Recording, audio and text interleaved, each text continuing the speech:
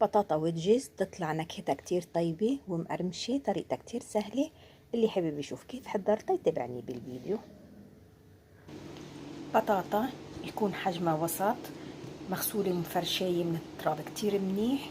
اللي ما بيحب يتركها بالقشر بيقدر يقشرها أكيد. بدنا نقطعها تقطيعة الويدجز. قطعت البطاطا تقطيعة الويدجز. هلا بدي اسلقهم، بس يغلوا غلوة واحدة بدي شيلهم صفيهم، ما ببردهم مثل ما هن. بقيمهم من المي السخنة بحطهم بمصفاية وبنطرهم ليبردوا لوحدهم. 3 معالق كعك مطحون، معلقة نشا كبيرة، الملح والتوابل.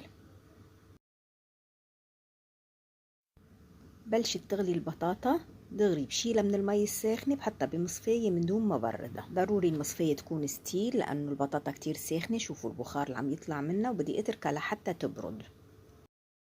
ضيف كمية من زيت النباتي وبدي غلف كل حبات البطاطا لحتى تلزق عليهم البهارات والكعك.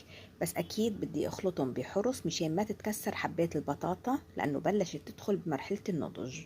بعد ما غلفت البطاطا بالزيت بحطها بخلطة البهارات والكعك والنشا وبغلفها. بس أكيد ما حنعمل حبة حبة، بنحط كمية أكتر مشان نخلص. بنقدر نحطهم بكيس نايلون ليكون التغليف أسرع، بس ضروري نغلفهم كتير منيح. بصفهم على صينية مدهونة بالزيت وبدخلهم على فرن درجة الحرارة 200 الرف الوسط، وبنطرن لحتى تستوي البطاطا وتاخد القرمشة المطلوبة. آخر 5 دقايق بشغل الشواية بس لأعطيهم شقار خفيف.